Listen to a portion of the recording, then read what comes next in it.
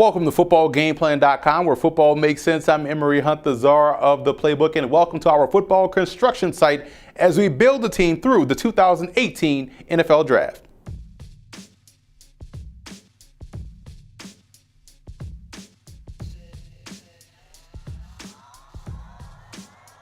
You always hear others say that this particular draft is weak, or wait until next year to take this particular position, or the draft is an inexact science. Well, we at Football Game Plan believe that all three of those statements are huge myths, and we are here to show you why, as we will infuse talent onto each NFL team to make them better.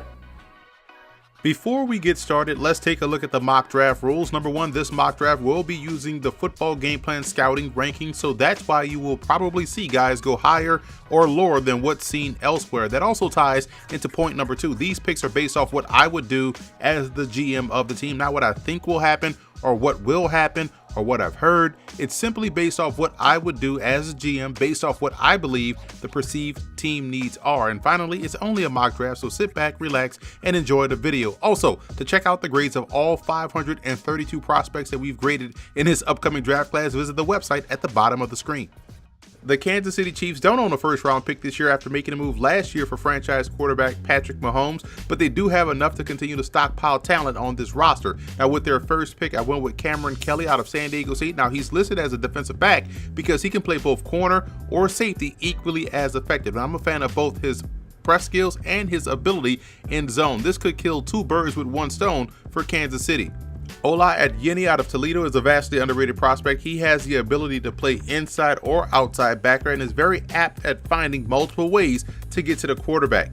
Hayden Hurst would be an excellent number 2 tight end in Kansas City to pair up with Travis Kelce. He brings a little bit more consistency to that spot, more so than what's already on the roster. Hurst also shows above average ability as a position blocker.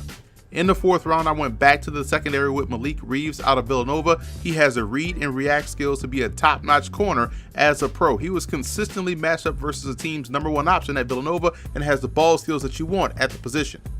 Ryan Nall out of Oregon State is a criminally underrated running back prospect. He can catch the ball out of the backfield and has great acceleration to rip off those long runs. He could also be a solid complementary back to Kareem Hunt. In the 6th round, I added an athletic prospect with some upside in Greg Sinnett out of Wagner. Now, he was a basketball player for the Seahawks and is still growing into playing the offensive tackle position. He was stellar, in my opinion, at the East-West Shrine game all week long. Jeff Badette out of Oklahoma gives KC yet another vertical threat with explosive speed. He has that type of speed that dictates coverage and would have this offense looking like a 4x1 relay squad with Hill, Thomas, and also now Sammy Watkins. And rounding out the draft with the developmental quarterback prospect in Sam Houston State's Jeremiah Briscoe, he was a 2-time winner of the Walter Payton Award, which is the FCS equivalent of the Heisman Trophy. And he's also coming out of an offense that aired the ball out a lot. So stylistically, he's similar to Patrick Mahomes and adds good depth to the quarterback room.